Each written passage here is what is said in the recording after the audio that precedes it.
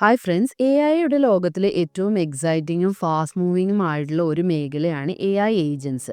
2025 A I ഏജൻറ്റുകളുടെ വർഷമായിരിക്കും എന്നാണ് എൻവിഡിയ CEO പറഞ്ഞിരിക്കുന്നത്. അപ്പോൾ എന്താണ് ഈ എ ഐ ഏജൻറ്റ് എന്നുള്ളതാണ് ഇന്നത്തെ വീഡിയോയിൽ നമ്മൾ നോക്കാൻ പോകുന്നത്. ഒരു എ ഐ ഏജൻറ്റ് എങ്ങനെയാണ് വർക്ക് ചെയ്യുന്നതെന്ന് നമ്മൾ പഠിക്കുന്നുണ്ട്. അതുപോലെ എന്തൊക്കെ കാര്യങ്ങൾ എ ഐ ഏജൻസിന് ചെയ്യാനായിട്ട് പറ്റും, അതുപോലെ തന്നെ N8N ടൂൾ ഉപയോഗിച്ച് എങ്ങനെയാണ് ഒരു സിമ്പിൾ എ ഐ ഏജൻറ്റിനെ ബിൽഡ് ചെയ്യുക എന്നുള്ളതും നമ്മൾ ഇന്നത്തെ വീഡിയോയിൽ നോക്കുന്നുണ്ട്.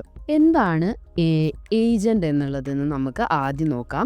ഒരു എ ഐ ഏജൻറ്റ് എന്നത് അതിന് നൽകിയിട്ടുള്ള ഇൻഫർമേഷൻസിൻ്റെ ബേസിസിൽ സ്വയം ചിന്തിക്കാനും പ്ലാൻ ചെയ്യാനും ആക്ഷൻസ് എടുക്കാനും കഴിവുള്ള ഒരു സിസ്റ്റമാണ്.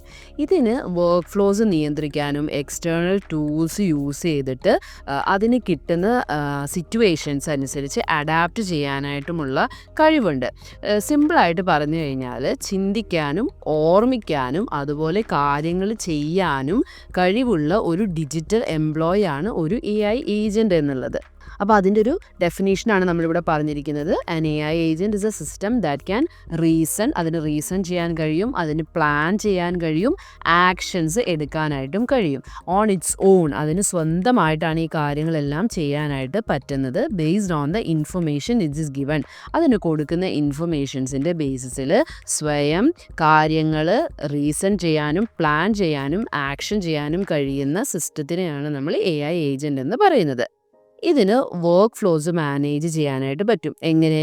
എക്സ്റ്റേണൽ ടൂൾസ് യൂസ് ചെയ്തിട്ടും അതിന് കിട്ടുന്ന കാര്യങ്ങളുടെ റിസൾട്ട്സ് അല്ലെങ്കിൽ ഔട്ട്പുട്ട്സിൻ്റെ ബേസിസിൽ അഡാപ്റ്റ് ചെയ്യാനായിട്ടുമുള്ള കഴിവുകൾ ഈ എ ഐ ഏജൻറ്റുകൾക്കുണ്ട്. ഇനി what is not an A I agent? ഒരു എ ഐ ഏജൻറ്റ് അല്ലാത്തത് എന്താണ് എന്ന് നമുക്കൊന്ന് നോക്കാം. ഒരു പ്രീഡിഫൈൻഡ് ആയിട്ടുള്ള സെറ്റ് ഓഫ് ഇൻസ്ട്രക്ഷൻസ് അനുസരിച്ച് കാര്യങ്ങൾ ചെയ്യുന്ന ഒരു സിസ്റ്റം ഒരിക്കലും ഒരു എ ഐ ഏജൻ്റ് അല്ല. അതിന് സ്വന്തമായിട്ട് റീസൺ ചെയ്യാനോ പ്ലാൻ ചെയ്യാനോ അഡാപ്റ്റ് ചെയ്യാനോ ഉള്ള കേപ്പബിലിറ്റി ഉണ്ടായിരിക്കില്ല. അങ്ങനെയുള്ള സിസ്റ്റത്തിനെ നമ്മൾ എ ഐ ഏജൻറ്റ് എന്ന് പറയുകയില്ല.